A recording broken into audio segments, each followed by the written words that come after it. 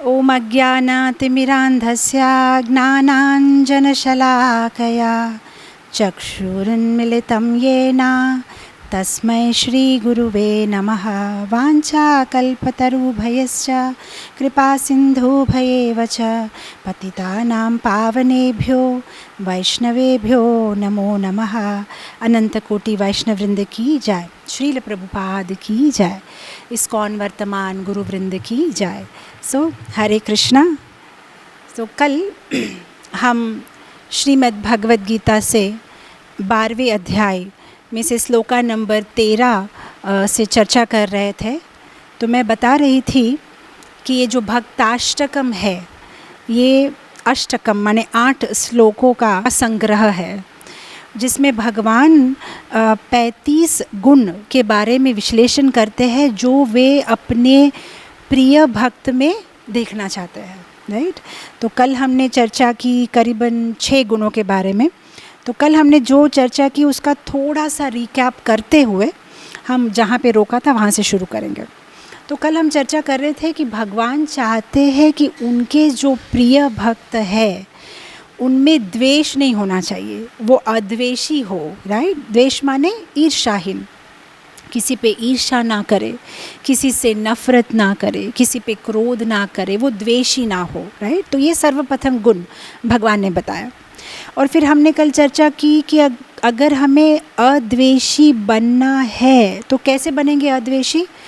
अगर हम माँ बन जाते हैं, अगर हम सबकी माँ बन जाए, माने अगर हम सबको माँ जैसा प्रेम करें, जिस तरह से माँ अपने बेटे को या बच्चे को प्रेम करती है, तो उसमें अगर कोई बुराई होती भी है तो वो उसे छुपा देती है या उसे साफ़ कर लेती है। तो जब इस संसार में हम सबको माँ वाला प्यार, माँ जैसा प्यार करेंगे तो हम अद्वेषी बन जाएंगे।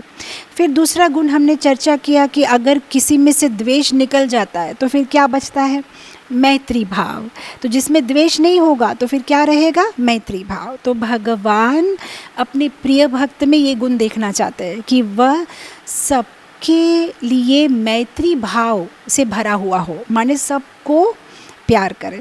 और फिर कल हम चर्चा कर रहे थे कि जिस तरह से एक नव युवती जब किसी नव युवक से विवाह करती है तो वे केवल उससे विवाह नहीं करती, वो उसके पूरे परिवार से विवाह करती है, पूरे परिवार को प्यार करती है। तो उसी तरह से ये पूरा संसार भगवान का परिवार है, परम पुरुषोत्तम भगवान श्री कृष्ण का परिवार है। तो अगर हम उनसे प्यार करते हैं तो उनके पूरे परिवार को हमें प्यार करना है। तो भगवान चाहते हैं कि जो उनका प्रिय भक्त हो वो सारे जीवों से प्यार करे।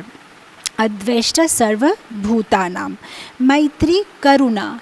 अब जब आप में द्वेष नहीं रहेगा, जब आप में सबके लिए मैत्री रहेगी, तो उसका बाई प्रोडक्ट क्या होगा? करुणा।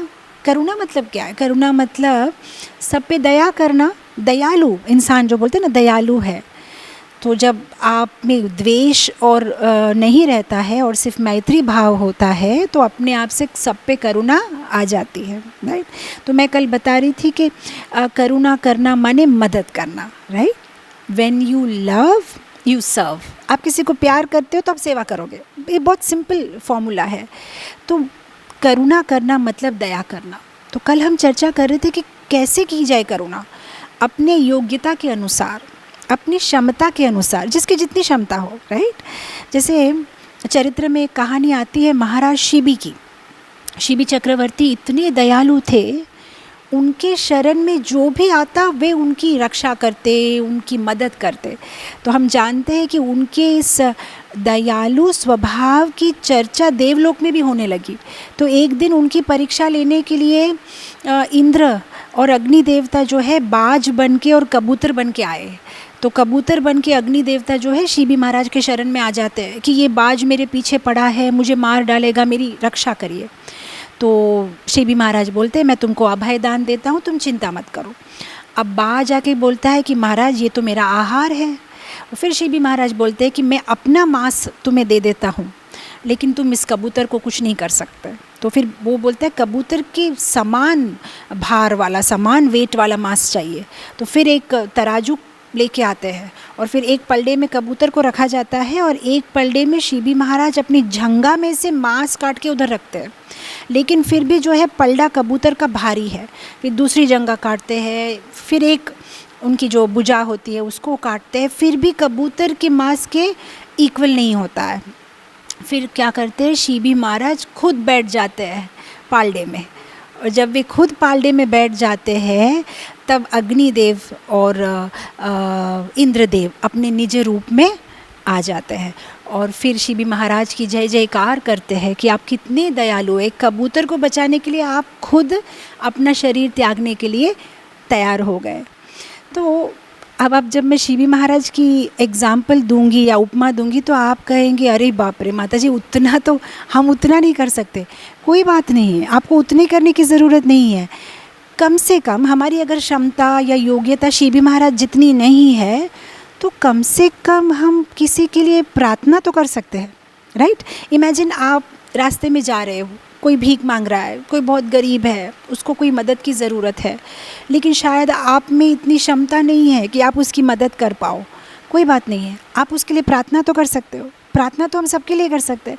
आप उसके लिए एक माला जप तो कर सकते हो। अगर मैं उसको दान नहीं दे पा रहा हूँ, कम से कम मैं उसके लिए एक माला जप तो कर सकता हूँ, राइट। सी आई थिंक जितने भी लोग या जितने भी भक्त आज ये प्रवचन सुन रहे हैं, मैं मानती हूँ प्राय सब लोगों का एक रूटीन ज़रूर होगा, नित्य क्रम। भगवान को रोज़ सुबह प्रार्थना करना या दीपक जलाना या जप करना, या करेक्ट सब करते हैं ना अपने अपने घर में प्रार्थना। क्या हम एक छोटा सा चेंज नहीं ला सकते अपनी प्रार्थना में कि कल से जब हम प्रार्थना करें, यूजुअली हमारी प्रार्थना कैसे होती है, हमारे परिवार के लिए मैं ठीक रहूं, स्पेशली ये पैंडेमिक के सिचुएशन में हमें कोरोना ना हो जाए, मेरे बच्चे ठीक रहे, मेरे पति, मेरे पत्नी। अब हम एक छोटी सी लाइन उसमें ऐड कर सकते हैं, संसार के सारे जीव खुश रहे, किसी को ये डिज़ीज़ या कोरोना वायरस ना हो, सब स्वस्थ रहे, सब आनंद से रहे। बस उतना सा चेंज करना है आपको, और कुछ नहीं करना है, उनके लिए भी प्रार्थना करनी है। अब आप तर्क कर सकते हो लेकिन माता जी शायद भाव ना आए, जितना भाव मेरे परिवार की प्रार्थना के लिए आएगा शायद पूरे संसार के लिए करने में ना आए। कोई बात नहीं, आप पहले वचन से बोलो, फिर धीरे धीरे दिल से भी होगा, हृदय से भी होगा। शुरुआत तो करो, पहले अपनी बोली में तो वो बात को मिक्स करो या वो मिठास लाओ जहाँ पे आप सबके लिए प्रार्थना करते हो। फिर धीरे धीरे आपका हृदय भी ऐसा बन जाएगा, राइट। तो अद्वेष्ट सर्वभूतानां मैत्र करुणा एवच, आप करुणा दिखाओ, सब पे दया रखो। कैसी होनी चाहिए वो मैत्री भाव, कैसा होना चाहिए वो करुणा का भाव? निर्मम होना चाहिए, माने निस्वार्थ होना चाहिए। निर्मम होना माने स्वामित्व भाव रहित रहना, ये मेरा है, ये मैंने कमाया है अपनी मेहनत से, इस भाव का त्याग करना है। ये भाव सर्वसाधारण सब में होता है। ये भाव, ये मिथ्या अहंकार, निर्मम निरहंकार जो बोला गया, ये अहंकार, ये ममत्व भाव है, इसलिए तो हम अभी भी इस भौतिक संसार में है, राइट। तो ये भाव सरलता से आ जाता है। क्यों आता है? जब हम किसी से ज़्यादा टाइम एसोसिएशन करते हैं। अब इसीलिए तो शास्त्र में बोला गया है कि जो साधु भी होते हैं ना, जो सर्व संसार को त्याग के तपस्या करते हैं जंगल में, उनको भी बोला गया है कि आप किसी झाड़ के नीचे 3 दिन से ज़्यादा मत रहो, क्योंकि चौथे दिन आपको वो झाड़ से भी ममत्व हो जाएगा, है ना। इसलिए बोला गया है कि जो साधु होते हैं वे जब किसी गृहस्थ के घर में जाते हैं प्रचार करने के लिए, तो उन्हें उस गृहस्थ के घर में इतनी देर तक ही रहना चाहिए जितनी देर एक गाय के दूध निकालने में लगती है, क्योंकि उससे ज़्यादा देर तक रहेंगे तो उनको ममत्व हो जाएगा। ये हमारा स्वभाव है। तो इसलिए बोलते साधु सावधान, बहुत सावधान रहना है। अच्छा, झाड़ की बात तो छोड़िए, आप जो हर संडे प्रवचन सुनने आते हैं, अब 2-3 संडे अगर आप एक ही जगह पे बैठे हो, चौथे संडे कोई और बैठेगा तो आपको लगेगा मेरी सीट पे क्यों बैठा है। एक जगह से भी ममत्व हो जाता है कि मेरी सीट है, मैं यहाँ बैठ के सत्संग सुनता हूँ या सुनती हूँ। तो निर्मम होना है हमें, निर्मम। उसके बाद कहा है निरअहंकार, ये मिथ्या अहंकार, उससे जो दूर रहता है या जो अहंकार रहित रहता है, भगवान उसे अपना प्रिय भक्त मानते हैं। सही। अब हम आज के गुण में जाएंगे। निर्मम, निरहंकार। कोई ये तर्क कर सकता है कि आजकल की कॉम्पिटिटिव दुनिया में निर्मम रहना पॉसिबल है क्या? कॉम्पिटिटिव वर्ल्ड है ना, आपके पास एक गाड़ी है तो मैं 2 गाड़ी की कोशिश करूँगी, आपकी सैलरी 10,000 है तो मैं और कोशिश करूँगी। अगर आप कहेंगे कि निर्मम रहना है तो हमारा उत्साह थोड़ा सा कम नहीं हो जाएगा काम करने में, कॉम्पिटिटिव स्पिरिट? एक्चुअली उसके विपरीत आपका उत्साह बढ़ जाएगा। अगर आप सोचेंगे कि हर चीज़ भगवान की है और मेरी नहीं है, तो आपका एंथुजियाज़म बढ़ेगा। मैं एक एग्जांपल बताती हूँ। इमेजिन आपके बॉस कोई वेकेशन में जा रहे हैं, आपको बोल के गए मैं वेकेशन में जा रहा हूँ, ये लो मेरे गाड़ी की चाबियाँ, ये 10 दिन तुम मेरी गाड़ी को यूज़ कर सकते हो, इसको ऑफिस लेके जाओ। अब आप रोज़ आपकी गाड़ी चलाते हो, आपको इतना टेंशन नहीं है। बॉस की गाड़ी चला के अगर ऑफिस जाओगे तो क्या होगा? आपका बेटा कुछ टच करेगा तो बोलेंगे अरे टच मत कर, बॉस की गाड़ी है, गंदी हो जाएगी, ए सावधान, बॉस की गाड़ी है। चलाते चलाते भी आप सोचोगे अरे बाबा धीरे चलते, बॉस की गाड़ी है, स्क्रैच हो जाएगा तो प्रॉब्लम हो जाएगा। अब आप बताइए आपका उत्साह कम हुआ कि ज़्यादा हुआ? ज़्यादा हो गया ना, बॉस की गाड़ी है, इसको ठीक से रखना है। उसी तरह से अगर हमारे जीवन में अगर हम हर चीज़ को सोचें ये भगवान का है, तो आप और भी अच्छे से रखोगे, क्योंकि भगवान तो वीवीआईपी है ना, हमारे बॉस है। जब आप सोचोगे ये शरीर भगवान का है, अरे ठीक से रखना है, भगवान ने दिया हुआ है शरीर। ये बच्चे भगवान के, अरे ठीक से रखना है। ये पैसा भगवान का है, अरे ठीक से इस्तेमाल करना है। और भी उत्साह बढ़ जाएगा। बस सोचने का थोड़ा सा तरीका बदलना है। तो ममत्व से दूर जाना है तो बस ये सोचना है ये सब भगवान का है। समझ में आया? और निरअहंकार बोलते हैं ना, इंग्लिश में एक सेइंग है, क्या होता है, बिफोर द फॉल क्या आता है? Pride comes before fall, right? आपको जब अहंकार आता है मतलब समझ लीजिए कि नेक्स्ट स्टेप है गिरना, गिर जाते हैं। हाँ, हम चरित्र में ये कहानी सुनते हैं ना, अश्वशीर और वेदशीर की कहानी आपने सुनी है। ये दोनों बहुत बड़े ऋषि थे, बहुत बड़े ऋषि। पूरा संसार सब कुछ त्याग कर दिया उन्होंने, और उन्होंने क्या किया था, अपना एक सुंदर सा आश्रम बनाया था और अपने आश्रम में बैठ के भी तपस्या कर रहे थे। तो दूसरे मुनि आके, आश्रम सुंदर है तो वो भी आके बैठ के वहाँ पे तपस्या करने लगे। तो अश्वशीर और वेदशीर के बीच में झगड़ा हो गया। उसने कहा आप मेरे आश्रम में आके क्यों तपस्या कर रहे हैं? आप कहीं भी तो जा सकते, इतना बड़ा जंगल है, मेरे आश्रम में आके तपस्या करना, यहीं करेंगे इस झाड़ के नीचे। मैं कर रहा था इस झाड़ के नीचे तपस्या, ये बोल रहा है तुमको इतना झाड़ के साथ क्या है, कहीं भी तपस्या कर लो। अब तुम बोलते तुम कौवे के जैसे काका कर रहे हो, जाओ मैं तुमको श्राप देता हूँ, तुम कौवा बन जाओगे। तो तुमने मुझे कौवा कहा, और तुम जो मुझे सांप के जैसे डंक मार रहे हो, जाओ तुम जाके सांप बन जाओगे। दोनों इतने बड़े महान ऋषि, और गुस्से से क्या हो गया, एक दूसरे को श्राप दे दिया। अब जब आप तपस्या करते हो मतलब उसका फल स्वरूप क्या होना चाहिए था? आप भगवत धाम जाओगे या तो आपको कोई बड़ी पोजीशन मिलेगी। उसके विपरीत दोनों पशु योनि में चले गए। ऑफ कोर्स जो भगवान की भक्ति करता है भगवान उसे बचा देते हैं। तो ये जो सांप थे वो कालिया सांप बने और भगवान का एसोसिएशन मिला, और ये जो कौवे बन गए थे वो काकभूषणी बने, और रामायण की उन्होंने जो बताया, गरुड़ जी को रामायण की कथा सुनाई, अलग बात है, लेकिन डाउनफॉल तो हो गया ना। बहुत केयरफुल रहना है एज ए डिवोटी। निरअहंकार। उसके बाद में कल हम चर्चा कर रहे थे सम, दुख और सुख। जो भक्त होता है वे हर परिस्थिति में समान भाव से रहता है, क्योंकि वो जानता है कि हर परिस्थिति एक पासिंग फेस है, उसको एक बिगर पिक्चर दिखाई देता है। वो जानता है कि मेरे जीवन में जो भी परिस्थिति आ रही है उसके पीछे भगवान का हाथ है। आपको पता है कुछ साल पहले, इनफैक्ट अभी भी, कभी भी भारत में कुछ गलत हो जाता है ना, तो इमीडिएटली न्यूज़ चैनल में ना हमारे जो पॉलिटिशियन या जो भी है इमीडिएटली बोलेंगे इसके पीछे पाकिस्तान का हाथ है। बस हर चीज़ में कुछ भी गलत हो जाए, इसके पीछे तो पाकिस्तान का हाथ है। एक ना ऐसे भक्त के जीवन में भी ना एक डायलॉग होता है, उसके जीवन में कुछ भी हो जाए ना वो बोलते हैं इसके पीछे तो भगवान का हाथ है। बस मेरे जीवन में जो भी हो रहा है इसके पीछे तो भगवान का हाथ है बस। और जब ये बात उनके मन में फिक्स हो जाती है तब उन्हें कोई सिचुएशन में ना बुरा लगता है ना ज़्यादा खुशी। उनको पता है कि भगवान जो है वो मेरे वेल विशर है, और मेरे जीवन में जो भी परिस्थिति आ रही है उनके आज्ञा से आ रही है, राइट, वो मेरे लिए अच्छी है। समझ में आई बात? अब आज के गुण में जाएंगे। क्षमा। क्षमा, जो भक्त होता है वो क्षमावान होता है, माने वो क्षमा कर देता है, कोई चीज़ को मन में नहीं लगाता, इतना बुरा नहीं लगाता, कुछ भी घटना घट जाए। हम मनुष्य है, राइट, कितनी सारी घटनाओं को हमें फेस करना पड़ता होगा। कभी कोई हमारे साथ बुरी तरह से व्यवहार करता है, कभी अच्छा, कभी कोई बिना मतलब के गले पड़ के हमारे साथ झगड़ा कर लेता है, हो सकता है, राइट। पर जो भक्त होता है उसमें ये गुण होता है, वो उसे क्षमा कर देता है। कैसे वो क्षमा कर पाता है? क्योंकि उसे ये ज्ञान है कि मेरे साथ जो भी हो रहा है वो मेरे पूर्व जन्म के कर्म के अनुसार ही हो रहा है। तो उसकी analysis of every event is so clear, उसकी क्लियर थॉट है, इसलिए उसको किसी पे गुस्सा ही नहीं आता है, वो इजीली क्षमा कर पाता है, राइट। बहुत सरल बात है।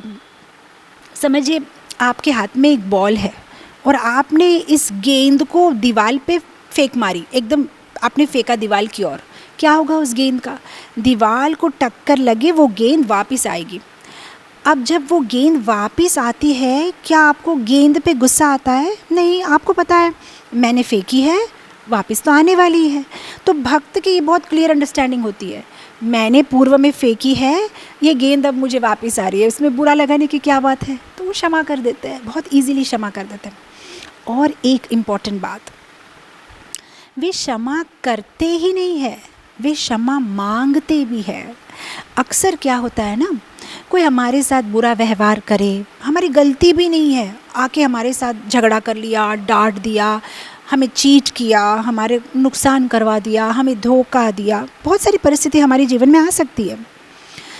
तो हम क्या करते हैं? क्षमा कर देते हैं। चलो, भगवत गीता में लिखा है, भगवान ने बोला है हम उनके प्रिय बनना है तो हम क्षमा कर देंगे, क्योंकि पर क्षमा करना ही नहीं है, क्षमा मांगना है। उसका मतलब जब आप ये एनालिसिस करते हो ना कि इसने मेरे साथ ऐसा किया क्योंकि ये मेरे पूर्व जन्म के कर्म है, तो और एक चीज़ हमें ये भी ऐड करनी है हमारे भाव में कि ज़रूर मैंने प्रीवियस लाइफ में, पूर्व जन्म में इसको कितना कष्ट दिया होगा, इसलिए तो ये बिना कारण के मेरे साथ झगड़ा करने आ रहा है बेचारा, राइट।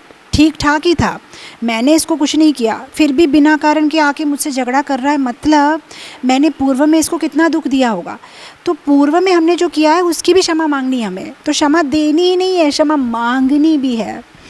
अब आप बोलेंगे माता जी ये तो बड़ी प्रॉब्लम हो जाएगी, क्योंकि आप इमेजिन करिए कोई इंसान आता है, आपसे झगड़ा करता है, आपका कोई दोष नहीं है, आप बड़ा दिल रख के उसको क्षमा कर देते हो, और फिर अगर आप जाके उससे क्षमा मांगते हो तो वो सोचेगा इसका स्क्रू ढीला है, पागल हो गया है क्या, क्षमा क्यों मांग रहा है, राइट।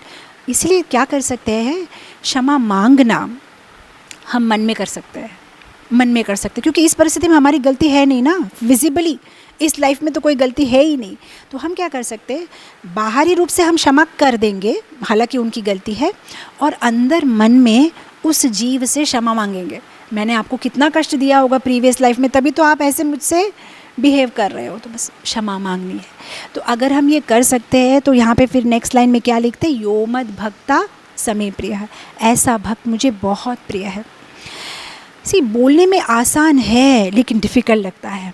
डिफ़िकल्ट इसलिए लगता है क्योंकि हम गरीब हैं, हमें अमीर बनना है, पैसों से अमीर नहीं, भगवान के प्रेम से अमीर। इमेजिन अगर आपके पास में बहुत पैसा हो तो आप इजीली सबको डिस्ट्रीब्यूट कर सकते हो ना, पैसा कम होगा बैंक में तो आप डिस्ट्रीब्यूट नहीं कर पाओगे। उसी तरह से अगर आपका भगवान के साथ कनेक्शन बहुत स्ट्रॉन्ग हो, बहुत प्यार मिल रहा है आपको भगवान से, बहुत अच्छे से भक्ति कर रहे हो, आप बहुत आनंद में हो, आपके पास इतना प्यार भरा हुआ है बैंक में, तो आप इजीली सबको दे पाओगे फ्री में, है कि नहीं। ठीक है, कोई बात नहीं, तुम मुझे क्षमा नहीं कर सकते लेकिन मैं तो तुम्हें क्षमा कर सकती क्योंकि मेरे पास है। अगर हम नहीं कर पा रहे उसका मतलब हमारा बैंक अकाउंट बहुत छोटा है, उसमें कमी है, हमें कुछ और डिपॉजिट डालनी है, उसका मतलब हमें भगवान के साथ हमारा कनेक्शन मजबूत करना है। जब भगवान के साथ हमारा कनेक्शन मजबूत हो जाएगा तो बहुत आसानी से हम सबको क्षमा कर पाएंगे। हम में प्यार होगा तो प्यार ही निकलेगा, राइट। मैं अक्सर प्रवचन में ये बताते रहती हूँ कि एक संतरे को निचोड़ोगे तो उसमें से संतरे का रस ही निकलेगा, राइट। एक मौसम्बी को निचोड़ोगे तो मौसम्बी का रस ही निकलेगा। अगर आप उस संतरे को फ्रिज में रखो, गर्म करो, दाएं हाथ से निचोड़ो, बाएं हाथ से, बस कैसे भी निचोड़ो, उसमें से वो ही निकलेगा, क्योंकि उसमें वही है।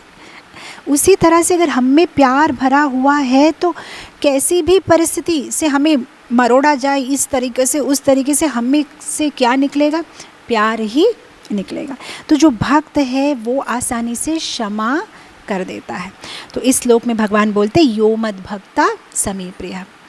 नेक्स्ट श्लोक में भगवान शुरू करते हैं बोलना संतुष्ट सततम योगी। संतुष्ट, जो भक्त है वो हमेशा संतुष्ट होता है। अब संतुष्ट मतलब क्या है?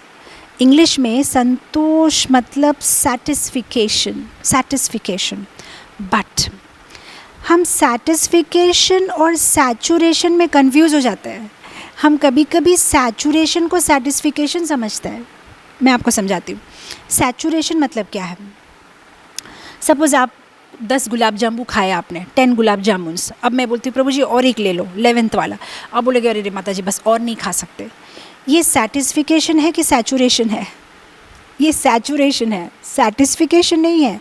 क्योंकि अगर ये सैटिस्फिकेशन होता तो अब आप जीवन भर आपको गुलाब जामुन खाने की ज़रूरत ही नहीं है। आपने तो खा लिया ना, आपको सेटिस्फाइड हो गया, मैंने खा लिया गुलाब जामुन, मुझे अच्छा लगा, अब मुझे और जीवन में फिर से खाने की ज़रूरत नहीं है। लेकिन ऐसा तो नहीं है। आप कल फिर से 10 गुलाब जामुन खाने के लिए तैयार है। उसका मतलब आपको गुलाब जामुन से सैटिस्फिकेशन नहीं हुआ है, सैचुरेशन हुआ है। समझ में आई बात? तो यहाँ पे भगवान ये नहीं बोल रहे कि जिस भक्त में सैचुरेशन हो वो मुझे प्यारा है, जिसमें सैटिस्फिकेशन हो। उसका मतलब हमारा जो ये सैटिस्फिकेशन या ये जो संतोष की भावना है, अगर ये संतोष की भावना कोई कामना की पूर्ति से उत्पन्न होता है तो वो संतोष की भावना नहीं है। सपोज़ मेरी कामना है मुझे 10 लाख रुपए कमाने हैं, मैंने 10 लाख रुपए कमा दिए, मुझे संतोष हो गया। नहीं, वो संतोष नहीं है।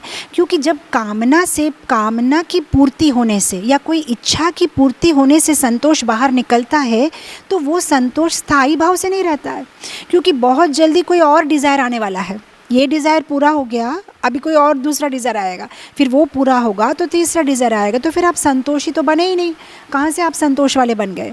संतोष मतलब जब आपका संतोष ज्ञान से उत्पन्न होता है, जब आपका संतोष अनुभव से उत्पन्न होता है, जब आपका संतोष भगवान के प्रेम से उत्पन्न होता है, उसका मतलब आपके जीवन में भगवान का प्रेम इतना भरा हुआ है, गुरु के प्रेम का इतना आपके पास में स्टोर हाउस है कि अभी आपको और किसी चीज़ की ज़रूरत ही महसूस नहीं होती।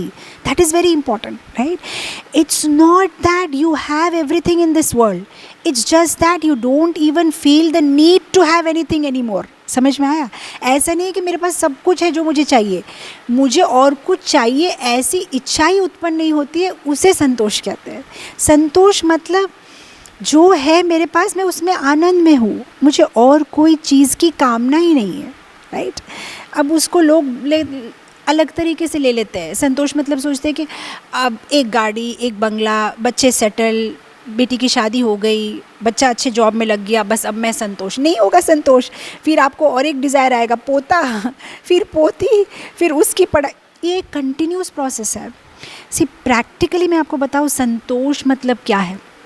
जब आप चॉइसलेस बन जाओ, आपको कोई चीज़ पे कोई कंप्लेन ही नहीं है, जीवन में जैसे चीज़ आती है आप वैसे ही खुश हो, आप आनंद में हो, जैसी भी परिस्थिति आए आपको लगता है बस ठीक है, बस ऐसे ही होना था, आपको कंप्लेन नहीं है।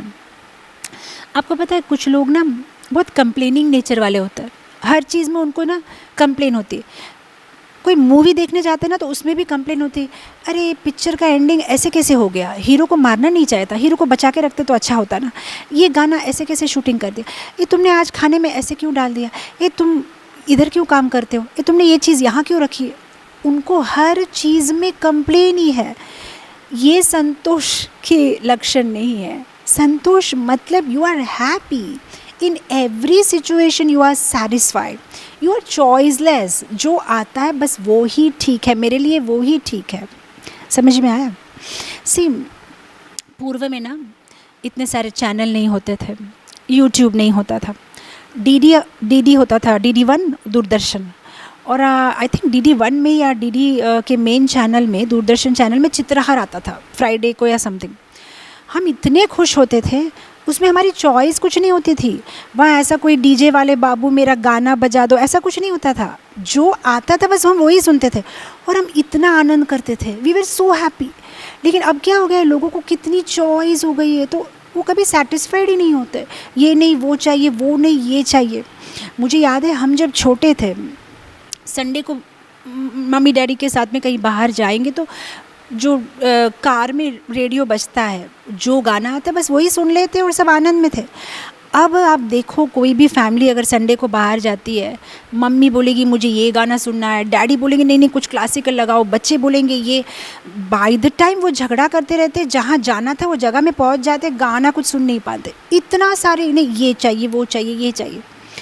नहीं, संतोष मतलब जो मिला वही ठीक है। जब हम स्कूल में थे, ऑफ कोर्स आजकल तो अब बच्चों का ऑनलाइन क्लास हो गया, पता नहीं कब से फिर कब स्कूल खुलेगी नॉर्मल वे।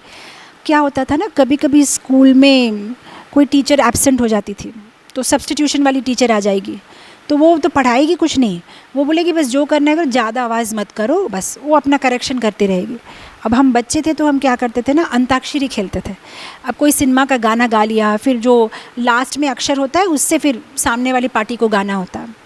अब ये गेम के रूल बहुत सिंपल है, लास्ट में जो अक्षर आएगा आपको उस अक्षर से दूसरा गाना गाना है। आपको म आएगा तो आपको म से गाना है, आपको ल आएगा तो आपको ल से गाना है। मैंने ये कभी नहीं देखा कि कोई बच्चा रोने लगा कि मुझे म क्यों आया, मुझे ल चाहिए, मैं ल से गाऊंगा। नहीं, म आता है तो म से गाते हैं, ल आता है तो ल से गाते हैं। बस हमारा जीवन भी ऐसा ही है, जब म आएगा तो हमें म से गा लेना चाहिए और खुश रहना चाहिए। जब भगवान ल भेजेंगे तब हम ल से गा लेंगे। बस ये सरलता से हमें स्वीकार करना है, हर चीज़ को हमारे जीवन में बस उसी सरलता से स्वीकार करना है। आज ये परिस्थिति है तो भी ठीक है, कल को कुछ और परिस्थिति आएगी तो भी ठीक है। तो जो ऐसे भाव में रह सकता है उसे कहते हैं संतोष। संतोष भाव से, हैप्पी, ऑलवेज हैप्पी। पर हमारा ये प्रॉब्लम है, ये दिल मांगे मोर, हमें और चाहिए, हमें और चाहिए। हिंदी में ना एक बहुत सुंदर कहावत है, मेरा और आपका एक ही गम है, हर घर में एक कमरा कम है। जिसके 4 कमरे वाला घर है उसको लगता है अरे एक कमरा और होता ना तो बढ़िया था, किसके 6 कमरे उसको लगता और एक कमरा होता ना। बस सबका यही प्रॉब्लम है, सबको बस थोड़ा और चाहिए। एक गांव में एक साधु बाबा रहते थे, तो वहाँ पे साधु बाबा के पास में सब लोग आ जाते थे कोई ना कोई समस्या लेके। तो एक आदमी आया, बोला मेरा घर बहुत छोटा है, मुझे बहुत तकलीफ़ हो रही है। तो साधु बाबा ने कहा ठीक है एक काम करो, मेरी गाय लेके जाओ, तुम्हारी सारी समस्या ठीक हो जाएगी। अब पहले ही उसके घर में जगह कम थी, अब उसमें एक गाय को लेके चला गया तो और भी समस्या बढ़ गई।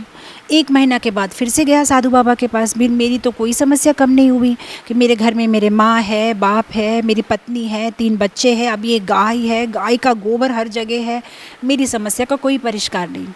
साधु बाबा ने बोला ठीक है कोई बात नहीं, दूसरी गाय ले जाओ। दूसरी गाय लेके गया, अब और भी समस्या बढ़ गई, अब तो 2-2 गाय है, माँ बाप बच्चे। 2 महीने के बाद गया, बोला साधु बाबा मेरी तो ये जो है समस्या का कोई समाधान नहीं हुआ। तो साधु बाबा ने बोला एक काम करो, दोनों गाय वापस दे दो। जब दोनों गाय वापस दे दी तो इतना आनंद से साधु बाबा के पैर में गिर गया।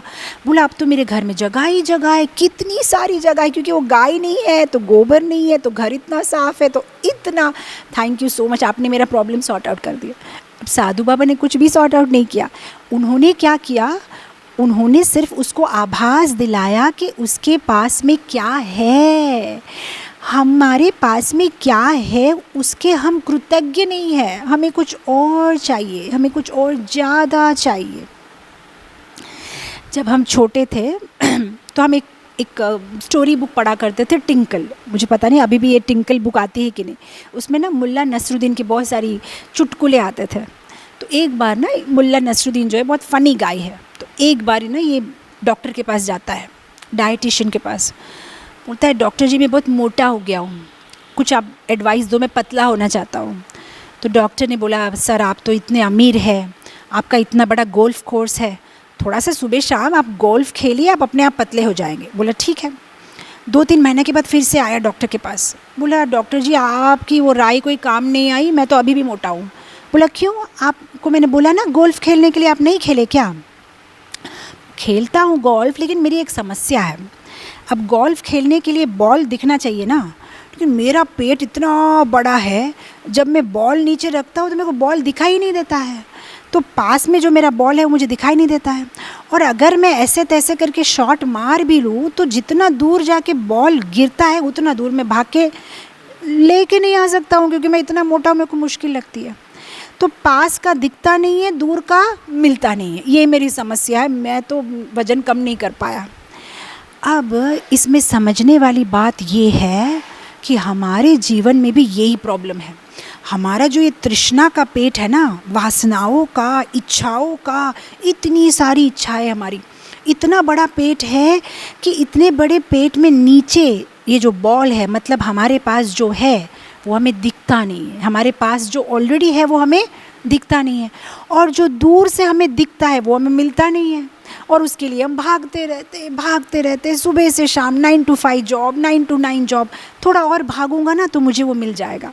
पर अरे भाई साहब, जो आपके पास है वो तो आपको दिखाई नहीं दे रहा है। आपके पास ऑलरेडी बहुत कुछ है, लेकिन आपको और चाहिए।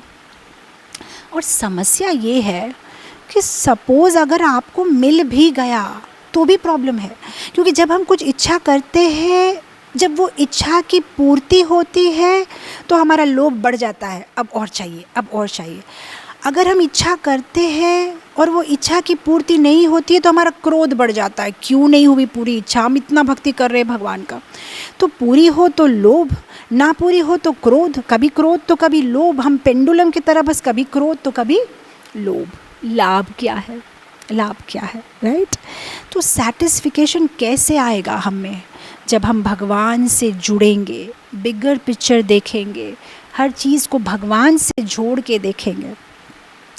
चरित्र में कहानी आती है, आप जानते होंगे लाल बहादुर शास्त्री। लाल बहादुर शास्त्री भारत के प्रधानमंत्री थे। उनकी सैलरी थी 500 रुपीज़। तो एक बार ऐसा हुआ कि किसी मित्र के साथ मुलाकात हुई कोई पार्टी में। तो अब ये भारत के प्रधानमंत्री है, काफ़ी बड़े आदमी हैं। तो ये मित्र उनके पास जाते हैं, कहते हैं कि क्या आप मुझे 5,000 रुपये का लोन दे सकते हैं, मैं आपको वापस कर दूंगा। अब लाल बहादुर शास्त्री ने कहा कि मेरे पास उतना पैसा तो नहीं है, सॉरी, मैं आपकी मदद नहीं कर पाऊंगा। 6 महीने के बाद में वे फिर किसी और पार्टी में मिले। अब इस बार ये गए शास्त्री जी के पास, बोला thank you so much for your help. बोला कौन सी मदद? वो ये 5,000 रुपये आपने दिए ना।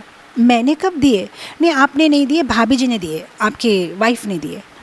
बोला अच्छा ठीक है। वो घर गए, अपनी पत्नी से पूछा कि तुम्हारे पास कहाँ से आए 5,000 रुपये? तो उसने बोला नहीं, ऐसा है कि आपकी तनख्वाह है 500 रुपये, घर का खर्चा है 400 रुपये, हर महीना 100 रुपये बच जाता है। तो वो 100 जमा करके जो है मेरे पास 5,000 रुपये थे, तो मैंने आपके दोस्त की मदद कर दी। उन्होंने क्या किया, लाल बहादुर शास्त्री ने इमीडिएटली एक पेपर लिया, पेन लिया, भारत सरकार को चिट्ठी लिखी।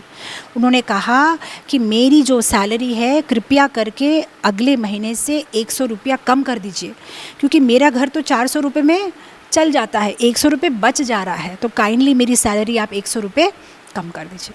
अब इस संसार में आपको ऐसे लोग मिलेंगे? पॉसिबल ही नहीं है, इतना ज़्यादा लोभ है। See how the great people है।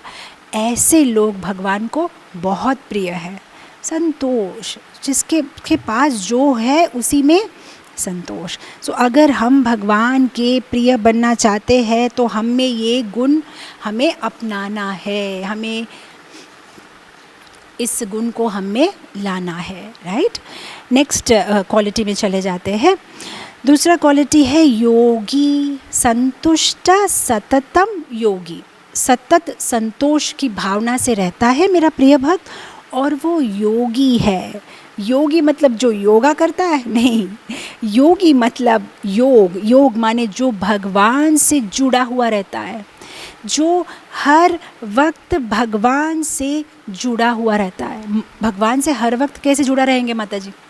अगर भगवान कह रहे हैं कि जो योगी है, जो सब समय 24 घंटा 24/7 मुझसे जुड़ा हुआ है, वो मेरा प्रिय है, तो आप कहेंगे फिर तो बहुत मुश्किल है माता जी, क्योंकि मुझे तो जॉब में जाना पड़ता है, मुझे तो घर में काम करना पड़ता है। क्या भगवान के प्रिय बनने के लिए मुझे जॉब से रिज़ाइन करना पड़ेगा? नहीं। भगवान के साथ जुड़ा रहना मतलब आप कोई भी क्रिया करो, कोई भी काम करो, आप भगवान को 1 मिनट के लिए भी ना भूलो, सब समय उनके साथ कनेक्टेड रहो। अब आप कहोगे माता जी ये तो मुश्किल है ना। मुश्किल है? कैसे हो सकता है? मैं आपको एक सिंपल एग्जांपल देती हूँ। आई थिंक ये तो मेरे ख्याल से हर एक लेडी के साथ में ये गुजर चुका होगा। कभी कभी ना लेडीज़ लोगों को एक आदत है, घर में जो अलमारा होता है ना उसकी चाबी कमर पे लटका देते हैं। ऑफ कोर्स पहले के ज़माने में लोग साड़ियाँ पहनते थे तो कमर में लटकाने की आदत थी, अब मुझे पता नहीं क्या ट्रेंड है।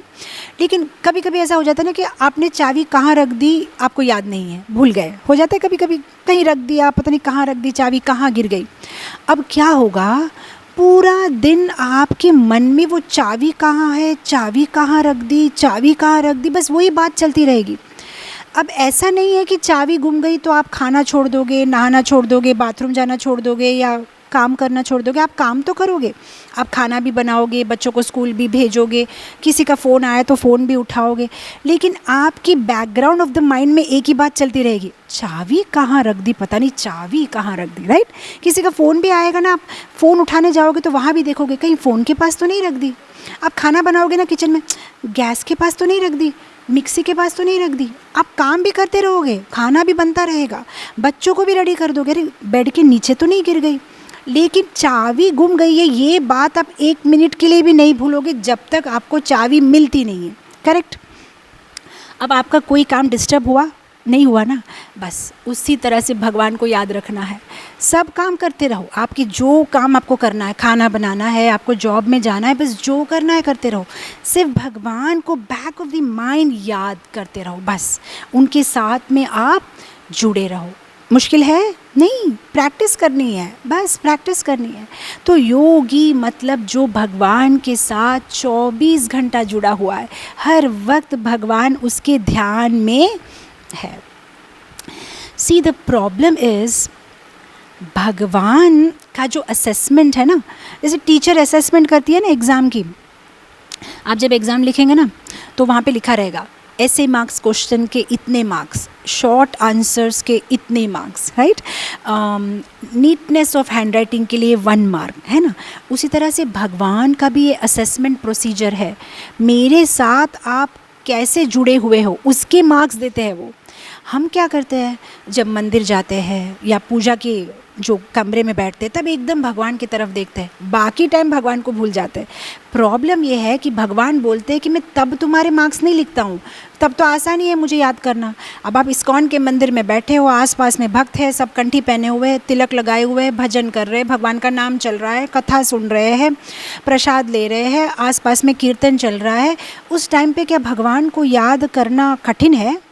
वो तो आसान है। तो आसान के टाइम पे कोई मार्क्स नहीं मिलेंगे, वो तो आपका प्यूरिफिकेशन चलता रहेगा। मार्क्स तो आपको तब मिलेंगे जब आप शॉपिंग करने जा रहे हो, साड़ियाँ देख रहे हो, फिर भी भगवान को आप 1 मिनट के लिए भी नहीं भूले। आप ग्रोसरी की दुकान में हो, आप आटा चावल खरीद रहे हो, लेकिन आप भगवान को 1 मिनट के लिए भी नहीं भूले। आप पीपीटी प्रेजेंटेशन बना रहे हो आपके ऑफिस में प्रेजेंट करने के लिए, लेकिन आप भगवान को 1 मिनट के लिए भी नहीं भूले। उस टाइम पे भगवान आपके मार्क्स दे रहे हैं, असेसमेंट, राइट। तो बता दी ना मैंने कितनी बड़ी सीक्रेट बात है ना, कितनी बड़ी सीक्रेट बात है कि आपके पीठ के पीछे आपकी असेसमेंट हो रही है, सामने जब आप जपमाला लेके बैठे हो तब नहीं हो रही है असेसमेंट। कितना केयरफुल रहना है हमें कि हम क्या भगवान के साथ जुड़े हुए हैं या नहीं है, राइट। भगवान हमारे जीवन की कोई साइड डिश नहीं है कि अरे जो जैसे हम ना खाने में वो थोड़ा सा पिकल ले लेते ना, थोड़ा सा अचार ले लेते, साइड डिश नहीं, भगवान हमारी मेन डिश है। 1 मिनट के लिए भी उन्हें हमें भूलना नहीं है।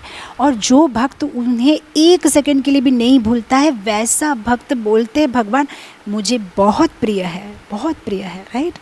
सी भगवान ने ना CCTV कैमरा लगाया हुआ है, हर वक्त वो हमें देख रहे हैं, राइट। आप जब कोई डिपार्टमेंटल स्टोर में जाओ, कोई शॉपिंग कॉम्प्लेक्स में जाओ ना, वहाँ पे ऐसा लिखा हुआ रहता है this shop is under CCTV surveillance. उसका मतलब आपको केयरफुल रहना है, आप कुछ चोरी वोरी मत करना, कुछ छूना नहीं, कुछ तोड़ना मत, क्योंकि CCTV आपको देख रहा है। उसी तरह से भगवान भी CCTV की तरह सब समय हमारी तरफ देख रहे हैं और चेक कर रहे हैं कि कितना मेरे साथ जुड़ा हुआ है। सिर्फ जप करते समय, मंदिर में, संडे फीस प्रोग्राम में नहीं, क्या हर वक्त मेरे साथ जुड़ा हुआ है? क्या हर वक्त वो मुझे याद करता है? तो अगर हम भगवान के प्रिय होना चाहते हैं तो हमें हर वक्त भगवान से जुड़ा रहना है। तो अब ये बात आज से अपनानी शुरू करनी है, राइट? बहुत बड़ी सीक्रेट है ये। जिस तरह से ना बिजनेस मैन होते हैं ना, वो टेंडर भरते हैं, बहुत सीक्रेट बात होती है। आप अगर टेंडर का एकदम ये बता दो ना करेक्ट फिगर, तो पूरा बिजनेस उसका जो फैल जाएगा एकदम सक्सेसफुल। उसी तरह से आज ये सीक्रेट बात बता दी है। अगर आप ये जो 35 गुण भगवान ने बताए हैं ना, अगर आप निरीक्षण करके देखो ना, तो इस 35 गुणों में सिर्फ 3-4 गुण का कुछ लेना देना भगवान के साथ है। बाकी गुणों का कोई भगवान के साथ लेना देना ही नहीं है। बाकी के गुण आपके व्यवहार के साथ लेना देना है, आपके मन के साथ, आपके वाणी के साथ, आपके प्रवर्तन के साथ। आप कैसे बैठते हो, कैसे बोलते हो, कैसे व्यवहार करते हो, कैसे सोचते हो, क्या आपकी भावना है, पूरे उसी पे फोकस किए हुए हैं। इमेजिन उसका मतलब कितना इम्पोर्टेंट है हमारा सदव्यवहार, सुविचार, इस पे हमें काम करना है। समझ में आ रही है ना बात? बहुत इम्पोर्टेंट है, राइट? तो भगवान से जुड़े रहना, जो भगवान बोलते हैं कि जो योगी है वो मुझे बहुत प्रिय है, क्योंकि वो मुझसे हमेशा जुड़ा हुआ है। Next point, यतात्मा। यतात्मा माने क्या? अभी हमने ऊपर बात की, योगी माने जो भगवान से जुड़ा हुआ है। यतात्मा माने जो भगवान से जुड़ा रहे। योग माने भगवान से जुड़ना, यतात्मा माने जुड़ा रहना। समझ में आई इसमें डिफरेंस क्या है? एक तो है आप भगवान से जुड़ गए, योग माने, और स्थायी भाव से जुड़े रहना, उसको बोलते हैं यतात्मा। यतात्मा का अगर आप ट्रांसलेशन लो तो आत्म संयमी, जो अपने इंद्रियों को संयम करके रखता है। अच्छा भाई, इंद्रियों को संयम रख के क्या करना है? काम क्या है भक्त का? इंद्रियों को संयम में रख के, इंद्रियों को भगवान की सेवा में, भक्ति में, पूजा में, भगवान के दर्शन में, उस इंद्रियों को हमें संयम करके भगवान की ओर केंद्र बिंदु बना के फोकस करना है। दैट्स ऑल ना, बस इतनी ही बात है यहाँ पे। योगी मतलब जो भगवान से जुड़ जाए, और यतात्मा माने जो जुड़ा रहे, 1 मिनट के लिए नहीं, 2 मिनट के लिए नहीं, जो हमेशा संयम से काम ले, जो आत्म संयमी हो, जो अपनी इंद्रियों का निरंतर जो है उसको कंट्रोल करके भगवान की सेवा में लगाए, उसको कहते हैं यतात्मा। अब आप कहेंगे माता जी यतात्मा कैसे बने? हम कभी कभी भगवान से जुड़ जाते हैं। जैसे कभी कभी कोई यात्रा में चले गए तो एकदम फायर्ड अप हो जाते हैं, वृंदावन यात्रा, मायापुर यात्रा। फिर जब back to office, back to work, तो फिर ये जो योगी युंजन ये नहीं होता है, फिर से भूल जाते हैं, राइट? तो हम सतत भगवान से कैसे जुड़ के रहे, उसके लिए हमें थोड़ी सी मदद चाहिए। मदद क्या कैसे लेनी पड़ेगी? भक्तों से मदद लेनी पड़ेगी। जब हम भक्तों के एसोसिएशन में रहते हैं तो माया हमें अटैक नहीं करती, हम भगवान से जुड़े हुए रहते हैं, क्योंकि भक्त हमें भगवान की याद दिलाते हैं। हमारे विशाखापट्टनम में मंदिर के पास में ज़ू है। आप देखिए कभी कभी ज़ू में ना, जब माँ बाप अपने बच्चों को ले जाते हैं ना, अब एक पिंजरे में बंदर होता है, तो एक पिंजरे में कोई सिंह होता है। अब ये सिंह गर्जना करता है। अब छोटे छोटे बच्चे हैं, वे भी सिंह को देख के गर्जना करते हैं। बंदर अगर मुंह बनाता है तो वो भी मुंह बनाता है, सिंह गर्जना करते तो वो भी गर्जना करता है। अब उन्हें सिंह से डर क्यों नहीं लगता? क्योंकि ना हाथ पकड़ा हुआ रहता है मम्मी का पीछे। अब मम्मी का हाथ पकड़ा हुआ है, इसलिए किसी को भी डर नहीं लगती है, राइट?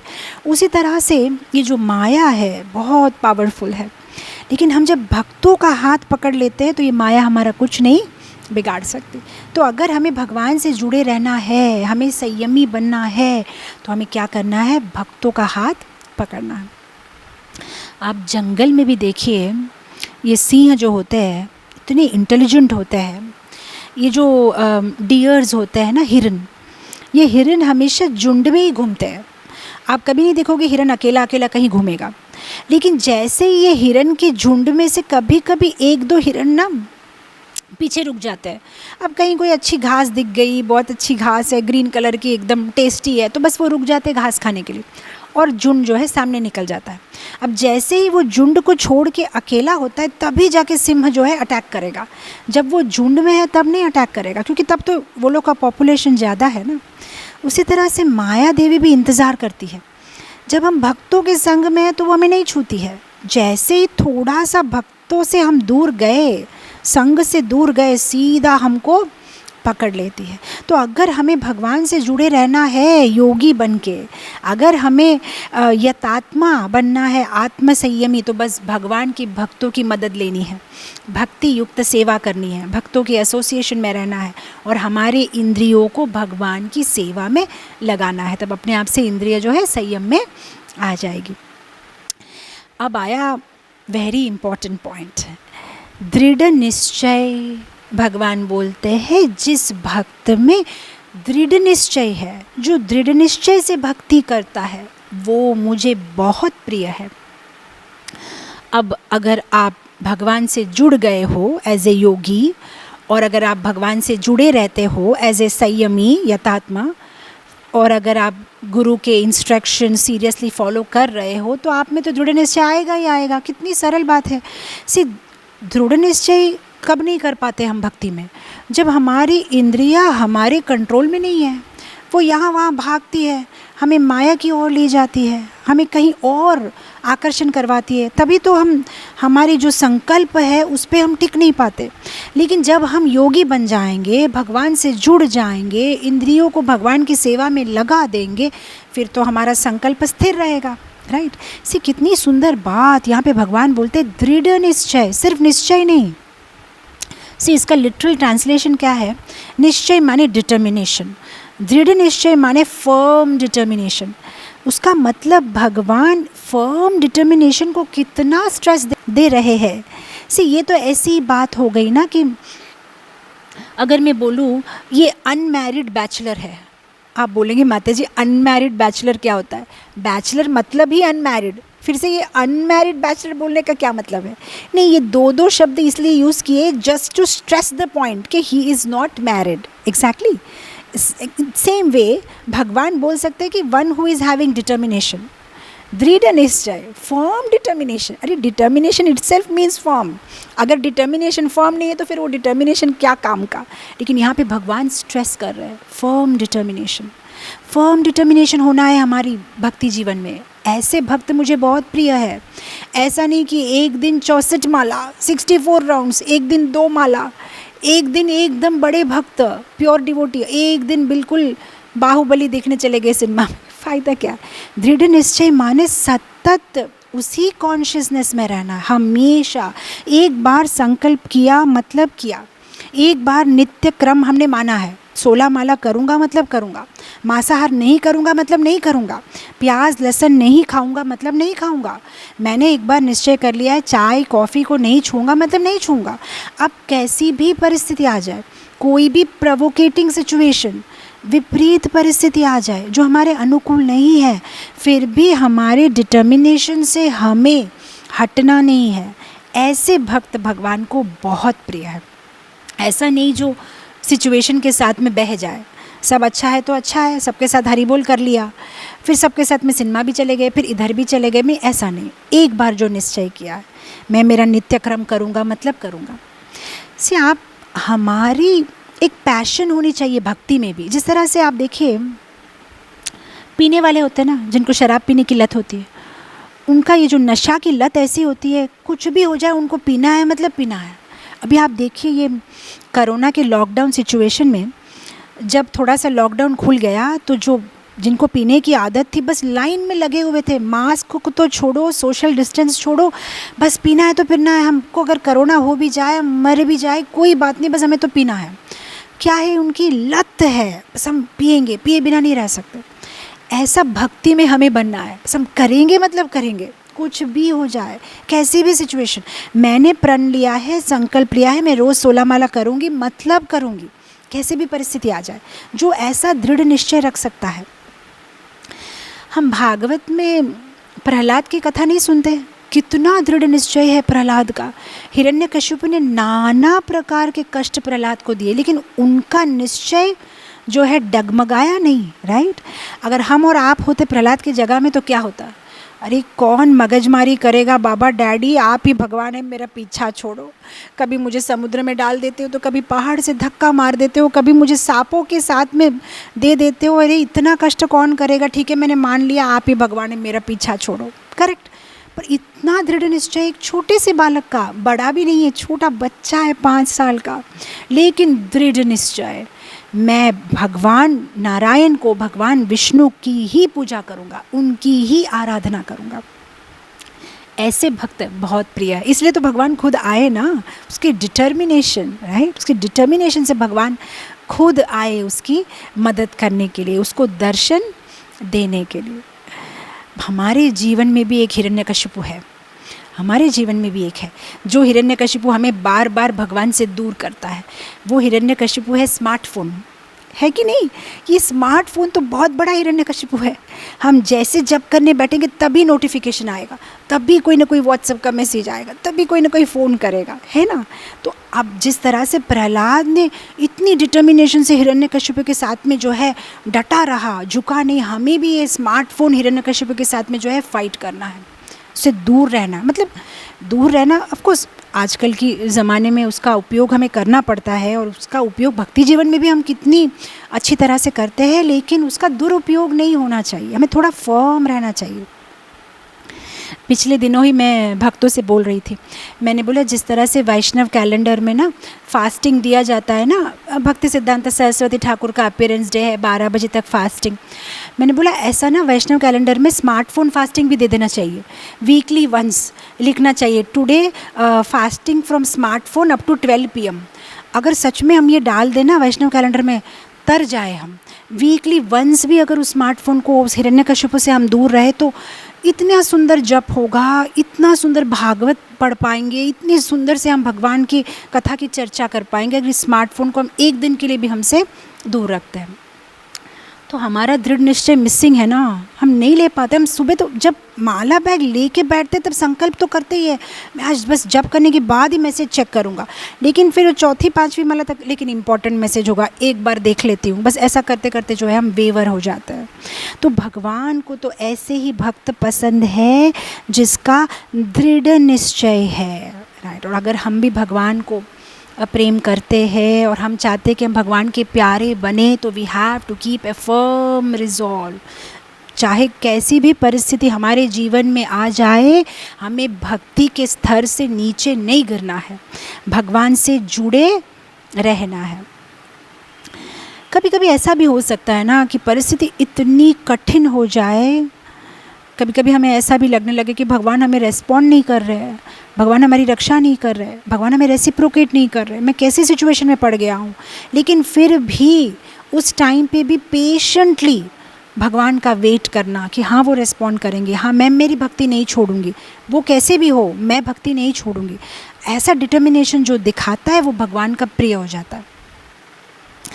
मीराबाई का एक बहुत सुंदर भजन है, मीराबाई गाती है, बोलती है, जो तुम तोड़ो पिया मैं नहीं तोड़ूं, जो तुम तोड़ो पिया मैं नहीं तोड़ूं, तो से संग तोड़ कृष्णा कौन संग जोड़ूं। कितनी सुंदर बात बोल रही है मीराबाई। अगर आप मुझसे रिश्ता तोड़ भी दे कोई बात नहीं, मैं नहीं तोड़ूंगी, मैं आपके साथ नहीं तोड़ूंगी। आपके साथ मैंने रिश्ता तोड़ दिया तो मैं किसके साथ जोड़ूंगी, मेरा तो इस दुनिया में कोई नहीं है आपके सिवा। तो जो भक्त भगवान को उस रिजॉल्व से प्रेम करता है कि कुछ भी हो जाए मेरे जीवन में मैं आपको नहीं छोड़ूंगी, जिस तरह से चैतन्य महाप्रभु का शिक्षाष्टकम में वो क्या बोलते हैं, लास्ट लाइन, आश्लिष्य वा पादरतम पिनास्तु मां मदर्शनम मर्महतम करोतु वा यथा तथा व विधाति लंपतु मत प्राणनाथा सुसैव नापर। आप रेस्पॉन्ड करो नहीं करो, मैं आपको नहीं छोड़ूंगा, मैं हमेशा आपको उतना ही प्यार करूँगा, राइट। तो ये है भक्त का लक्षण, दृढ़ निश्चय। नेक्स्ट पॉइंट में चले जाते हैं, मैया अर्पित मनोबुद्धि। मैया अर्पित मनोबुद्धि माने भगवान यहाँ पे दो चीज़ मांग रहे हैं। जो भक्त अपना मन, अपनी बुद्धि मेरे साथ संलग्न करता है, मुझे देता है, ऐसा भक्त मुझे बहुत प्रिय है। भगवान को अपना मन देना, भगवान को अपनी बुद्धि देना। भगवान को हमारे शरीर से कोई काम नहीं है, हमारे इंद्रिय से कोई काम नहीं है, उनको काम है हमारे मन से। वे हमारे मन चाहते हैं। इसलिए भगवत गीता के कई श्लोकों में भगवान बोलते हैं, मन मना भव मद भक्तो, मुझे तो केवल तुम्हारा मन चाहिए।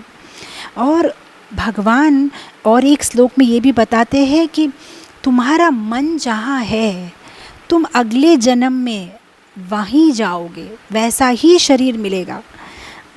यम यम वापि स्मरण भावम त्यजतन्ते कलेवरम तम तम इवेति कौन्तेय सदा तद्भाव भाविता।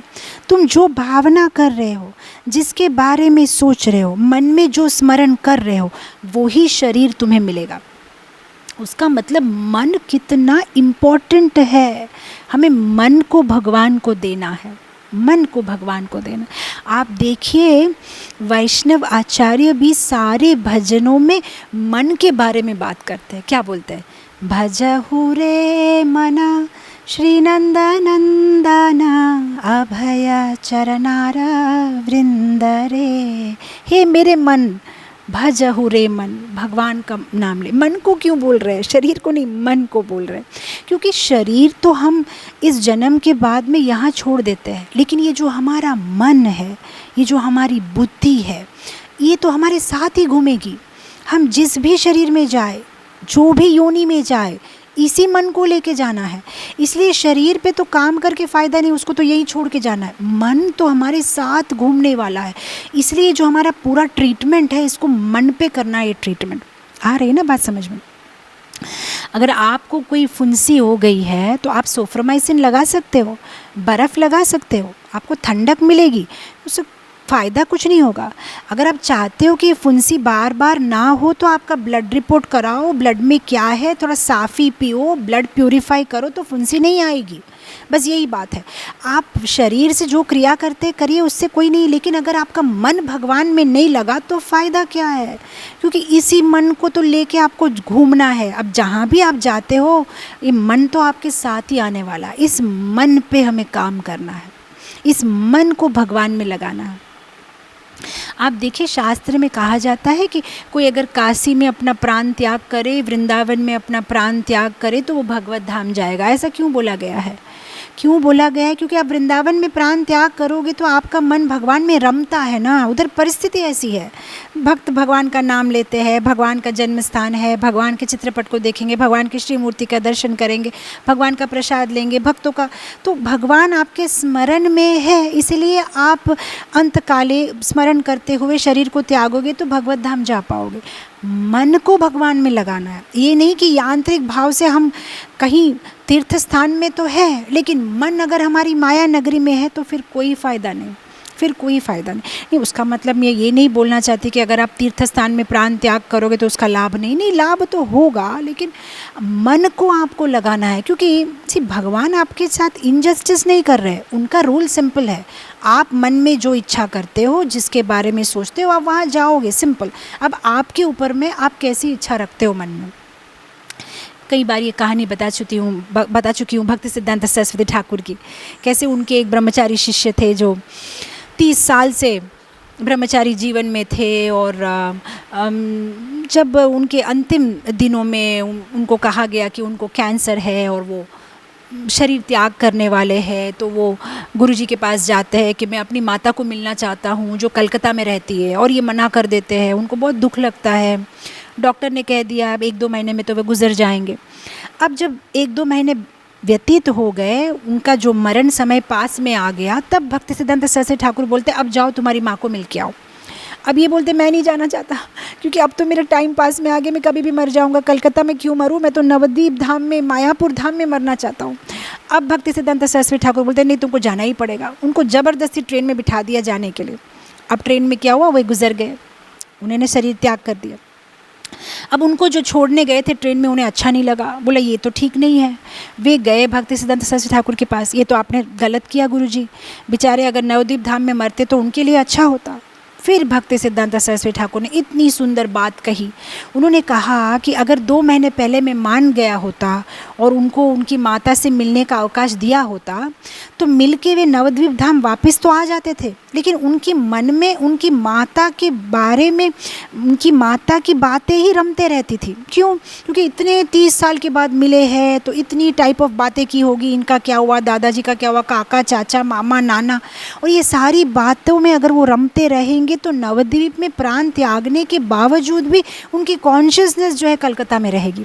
लेकिन अब क्या हुआ, उन्होंने यात्रा करते करते प्राण त्याग किए, लेकिन उनकी पूरी कॉन्शियसनेस नवद्वीप धाम में थी, क्योंकि उनका इच्छा थी कि अरे मैं नवद्वीप धाम में प्राण त्याग करना चाह रहा था, गुरुजी ऐसा क्यों कर रहे हैं, मैं तो नवद्वीप धाम। तो पूरी कॉन्शियसनेस कहाँ थी उनकी? नवद्वीप धाम में। तो हमारी कॉन्शियसनेस कहाँ, ये बहुत ज़्यादा इम्पॉर्टेंट है। तो यहाँ पे भगवान बोले तुम्हारा मन मुझे दे दो, तुम्हारी बुद्धि मुझे दे दो। जो भक्त अपना मन और बुद्धि भगवान में लगाता है, ऐसा भक्त मुझे बहुत प्रिय है। कैसे लगाए भगवान में मन? कितनी सारी चीज़ें चल रही है ना मन में, कैसे लगाए भगवान में मन? प्रैक्टिस करनी है। मन बहुत चंचल है। कहा गया है मन 5 प्रकार के होते हैं। किसी का मन ना डोंकी मन होता है, डोंकी माइंड मतलब एकदम आलस, कुछ भी करना नहीं चाहता, ना भक्ति करना चाहता है, ना संसार में कुछ एक्टिविटी करना चाहता है। डल ब्रेन, एकदम डोंकी माइंड, लेजी माइंड। किसी का ना मंकी माइंड होता है। मंकी माइंड समझते हैं? मंकी के जैसे जंप करता रहता है ना, मंकी कितना चंचल होता है, वैसा चंचल माइंड, कहीं भी स्थिर नहीं रहता। ऑफिस जाएगा तो वहाँ भी स्थिर नहीं रहता है, भक्ति में भी स्थिर नहीं रहता, कहीं भी स्थिर नहीं रहता है। कभी ये करेगा तो 2 मिनट के बाद ये नहीं, मुझे कुछ और करना है। तो किसी का माइंड डोंकी माइंड होता है, लेजी माइंड। किसी का मंकी माइंड होता है, चंचल माइंड। किसी का बटरफ्लाई माइंड होता है। बटरफ्लाई माइंड मतलब बटरफ्लाई क्या करता है, कभी एकदम हवा में उड़ते हैं, कभी एकदम एक फूल के पास में जाके बैठ जाती है। तो किसी भक्त का ना ऐसा माइंड होता है, कभी एकदम प्योर डिवोटी वाले भाव, एकदम 64 राउंड्स, एकदम बस निर्जल एकादशी, एकदम सेवा में भक्ति में एकदम, और कभी सीधा डाउन गिर जाते हैं, बस कुछ भी करने की इच्छा नहीं। राइट जी, ये तो मैं जो आपको ये मंकी डोंकी बटरफ्लाई माइंड बता रही हूँ, लेकिन इसके शास्त्र में नाम है। मैं तो आपको इजी समझने के लिए ये जो एग्जाम्पल दे रही हूँ, इसको बोला जाता है मूढ़ मन, विक्षिप्त मन, क्षिप्त मन, एकाग्र मन और निरुद्ध मन। एकाग्र मन माने भगवान पे फोकस तो रहता है, लेकिन कभी कभी इंटरवल में थोड़ा सा हट भी सकता है। फॉर एग्ज़ाम्पल, अब सिनेमा थिएटर में जाते हो, अब जब वो मूवी चलती है 1 घंटा 2 घंटा, आपका माइंड और किधर भी नहीं है, क्योंकि लाइट वाइट सब बंद है, पास में कौन बैठा है भी नहीं, एकदम आपका माइंड। लेकिन बीच में इंटरमिशन आता है ना, फिर आप पॉपकॉर्न जाके खरीदते हो, बाथरूम जाते हो, इंटरमिशन आता है, फिर आके बैठ जाते हो, तब फिर से स्थिर माइंड कहीं नहीं जाता है। वो एकाग्र मन है। एकाग्र तो है, कभी कभी इधर उधर, लेकिन the highest stage of mind is निरुद्ध, मतलब 1 सेकंड के लिए भी कहीं नहीं जाता मन, ओनली भगवान पे टिका रहता है मन। तो भगवान बोल रहे मुझे ऐसा वाला मन चाहिए, निरुद्ध, 1 मिनट भी मैं यहाँ वहाँ सहन नहीं करूँगा। कृष्ण जो है ना मोनोपोली गॉड है। अगर हम कृष्ण को बोले ना थोड़ा सा आपको प्यार करेंगे, थोड़ा सा इनको भी, थोड़ा सा उनको भी, तो वो नहीं मानते। मुझे ही, सिर्फ मैं, ही वॉन्ट्स ओनली हिम। सिर्फ भगवान कृष्ण को जो प्यार करता है, सिर्फ भगवान कृष्ण पे जो मन को लगाता है, ऐसा भक्त भगवान को बहुत प्रिय है, बहुत प्रिय। तो उसके लिए हमें क्या करना पड़ेगा कि संसार की थोड़ी थोड़ी एक्टिविटीज़ में से मन को निकालना पड़ेगा, थोड़ी सी एक्टिविटीज़ को कम करना पड़ेगा फिज़िकली भी। नहीं तो क्या होता है ना, हम जब बहुत ज़्यादा सांसारिक कार्यकलापों में व्यस्त हो जाते हैं ना, और इतने ज़्यादा सैचुरेटेड हो जाते हैं, तो फिर भगवान के लिए हमारे जीवन में जगह ही नहीं बचती। जब हम छोटे थे ना 9th 10th क्लास में, तो फिज़िक्स केमिस्ट्री बायोलॉजी सब्जेक्ट में लैब में ले जाते थे। स्कूल में जो लैब होता है ना, तो उसमें सिंपल सिंपल एक्सपेरिमेंट करते थे वो, बीकर में पानी लो, फिर पानी में नमक डालो, फिर नमक को घुलाओ, फिर ना आप एक बार नमक डालोगे तो घुल जाएगा, दूसरा बार, तीसरा बार, फिर जब चौथा पांचवा बार डालोगे तो वो नहीं घुलेगा। फिर बोलते इसको बोलते सैचुरेशन, अब इसमें और जगह नहीं है और नमक इसमें डालने से भी नहीं घुल पाएगा। तो उसी तरह से हमारी भक्ति जीवन में भी हमारी डेली एक्टिविटीज़ को हमें इतना कृष्णमयी बना देना चाहिए कि फिर और कोई चीज़ों के लिए मन में जगह ही नहीं होनी चाहिए। कृष्णमय बना दो, हर चीज़ को कृष्ण से जोड़ दो, हर चीज़ को। सिंपल सिंपल टिप, खाना बनाते हो भगवान के लिए बना रहे हो, उस भाव से बनाओ, भगवान को ऑफ़र करके खाओ, बस भगवान जुड़ गए। नौकरी करते हो, काम पे जाते हो, जो आपकी सैलरी आती है उसमें से आप जो है थोड़ा बहुत मंदिर में दान किया करो या भगवान की भक्ति के लिए उपयोग किया करो, तो आपने जो ये काम किया वो भी प्योरीफाइड हो गया, क्योंकि आपने भगवान के लिए किया, राइट। आप जो घर में साफ़ सफाई करते हो, जैसे जो हाउसवाइफ्स है, गृहिणी है, आप सोचो कि ये भगवान का घर है और मुझे भगवान के घर को साफ़ सूफ रखना है, नीट एंड क्लीन रखना है, तो आप जब भगवान के घर में झाड़ू पोछा देते तो वो भी भक्ति हो गई। बस हर चीज़ में भगवान को जोड़ दिया करो। आपका फ़ोन है, कोई भगवान के भजन बजाया करो, आपके फ़ोन के वॉल पे भगवान का फ़ोटो रख दिया करो, राइट। आप किसी को कोई मैसेज भेजते हो, कुछ कर हरे कृष्णा लिख दिया करो लास्ट में। आप फ़ोन उठाते हो तो थोड़ा हरे कृष्णा बोल दो, हेलो के बदले में हरे कृष्णा। ऐसी जीवन की हर छोटी छोटी चीज़ में अगर भगवान को मिला दोगे तो क्या होगा, भगवान को भूल ही नहीं पाओगे। अब भूलना चाहोगे भी तो नहीं भूल पाओगे। हर चीज़ में बस उनको ऐड कर दो हर चीज़ में, राइट। और ऐड कर दो, बस अपना मन भगवान को दे दो तो भगवान बहुत खुश होंगे। ऐसे भक्त भगवान को बहुत ज़्यादा प्रिय है। लेकिन हमारा उल्टा है, हमारा इतना ज़्यादा मेटीरियलिस्टिक भौतिक एक्टिविटीज़ से भरा हुआ है कि हमें भगवान का टेस्ट भी नहीं आता, राइट। मुझे ना बहुत बार भक्त लोग बोलते हैं, माता जी हम ना जब करते हैं, भक्ति करने की कोशिश करते हैं, लेकिन हमें टेस्ट नहीं आता भक्ति का। तो मैं अक्सर ये एग्जांपल देती हूँ कि सपोज़ अगर आप ना, अच्छा अगर आप मायापुर गए ना तो आपको ये एग्जाम्पल बहुत अच्छे से समझ में आएगा। मायापुर में ना एक साथ में सब भक्तों को ना पंक्तियों में बिठाते हैं, एक साथ में 500,000 भक्तों को प्रसाद देते हैं। तो पहले पकोड़ा आएगा, राइस आएगा, दाल आएगा, सब्जी आएगा, फटाफट से एकदम देते हैं, गरम गरम सब प्रसाद खा लेते हैं। खीर नहीं देंगे आपको, आप पूरा प्रसाद खा लो। अब आपको लगेगा बस हो गया ना, सेकंड हेल्पिंग ले ली आपने, थर्ड हेल्पिंग ले ली, आपकी प्लेट पूरी क्लीन हो गई। अब आप रेडी हो के उठेंगे, तब बोलेंगे नहीं नहीं नहीं 1 मिनट, खीर आ रही है। फिर आपको खीर देंगे, या तो ना वो बंगाली जो बहुत फेमस है आम की चटनी देंगे, खट्टी मीठी। अब क्या होता है ना, आपकी पूरी प्लेट क्लीन होती है, उसके बाद आप खीर को एंजॉय कर सकते हो। लेकिन जब राइस दाल सब्जी के साथ खीर डाल देंगे तो आपको पता भी नहीं चलेगा खीर का स्वाद कैसा है, करेक्ट। अब हमारा यही प्रॉब्लम है, इतनी सारी भौतिक क्रियाओं में हम बिजी हैं कि वो जो थोड़ा बहुत हम जब कर लेते हैं ना उसका स्वाद ही नहीं आता, क्योंकि इतना कुछ हमने मिक्स किया हुआ है। थोड़ा थोड़ा प्लेट को क्लीन करना है, तब जाके जो है भक्ति में आनंद आएगा। थोड़ी थोड़ी हमारी अननेसेसरी एंटी डिवोशनल एक्टिविटीज़ को थोड़ा थोड़ा, नॉन डिवोशनल एक्टिविटीज़ को थोड़ा थोड़ा कम करते हुए जाना है और भगवान के लिए थोड़ी सी जगह बनाते हुए जाना है, राइट। तो तब जो है हर चीज़ में टेस्ट आएगा, भगवान का नाम में, भजन में, कथा में, राइट।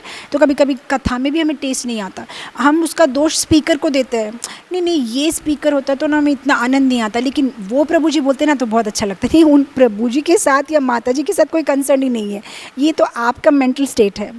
आपकी प्लेट अगर क्लीन होगी ना तो बेशक कोई भी बोले कृष्ण के बारे में, आपको अच्छा ही लगेगा, आपको मीठा ही लगेगा, आपको सुनने का दिल करेगा। प्रॉब्लम ये हमारी प्लेट क्लीन नहीं है, इसलिए हमें ऊपर से थोड़ा सा ड्रेसिंग वाला डेजर्ट चाहिए। नहीं नहीं ये पाइनएप्पल केक शायद टेस्टी लगेगा, अरे ये प्रभु जी बोलेंगे ना तो अच्छा लगता है, ये माता जी बोलती है ना तो अच्छा लगता है। वो ड्रेसिंग से कोई फ़ायदा नहीं है, आपकी प्लेट को क्लीन करना है। तो यहाँ पे भगवान बोलते हैं मैया अर्पित मनोबुद्धि, तुम्हारी मन और बुद्धि मुझे दे दो। नेक्स्ट श्लोक में चले जाएंगे। यस्मानो द्विजते लोको लोकानो द्विजते चयः हर्षमर्ष भयोद्वेगो मुक्तयाश च मे प्रियः। बहुत ही सुंदर श्लोक बोल रहे हैं यहाँ पे। ठाकुर जी बोलते हैं यस्मानो द्विजते लोको लोकानो द्विजते चयः, मुझे तो ऐसा भक्त प्रिय है जो कभी किसी को परेशान नहीं करता, किसी को कोई कठिनाई में नहीं डालता, और जिसको कोई कठिनाई में डाल नहीं सकता, जो विचलित नहीं होता। मुझे ऐसा भक्त बहुत प्रिय है। उसका मतलब ये, हमें ऐसा कुछ नहीं करना चाहिए हमारे व्यवहार में जिससे दूसरे किसी को परेशानी हो, कठिनाई हो, उनके मन में कोई दुख हो। हमें ऐसा नहीं करना चाहिए, बहुत केयरफुल रहना चाहिए। जो भक्त किसी को कठिनाई में नहीं डालता है, जो किसी को डिस्टर्ब नहीं करता है, ऐसा भक्त भगवान को बहुत प्रिय है। ये एक एक गुण ना, एक एक गुण से कनेक्टेड ही है। अब इमेजिन, जिसमें मैत्री भाव है, जिसमें द्वेष नहीं है, जो दयालु है, जिसमें अहंकार नहीं है, जिसमें ममत्व है, जो सबको क्षमा कर देता है, जिसमें सुख या दुख में समान भाव से रहने का सामर्थ्य है, जिसमें इतने सारे अच्छे अच्छे गुण हैं, क्या वो किसी को तकलीफ़ दे सकता है? उसमें इतनी कैपेबिलिटी नहीं है कि वो किसी को तकलीफ़ दे सके।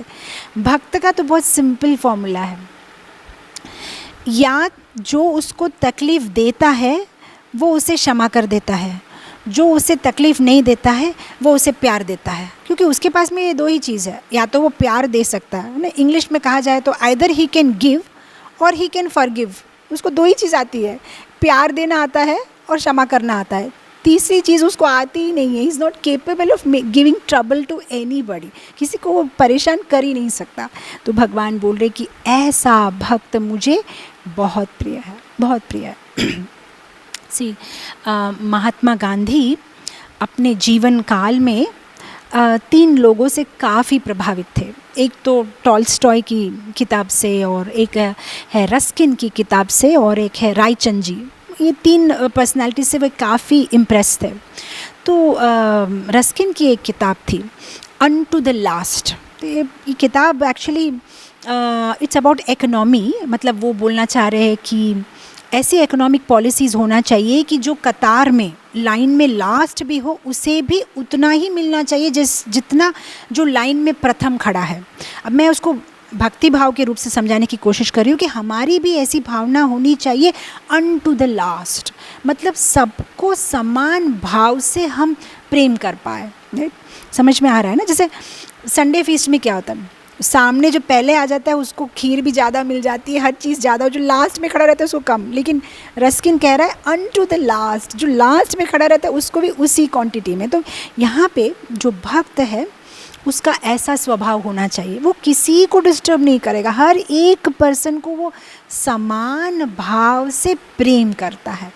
ऐसा भक्त भगवान बोलते हैं कि वो मुझे बहुत ज़्यादा प्रिय है। ऐसा कौन रह सकता है जो हमेशा भगवान से कनेक्टेड है? राइट, जो भगवान से हमेशा, वेरी सिंपल, भगवान पवित्र है, भगवान में सब अच्छे गुण है।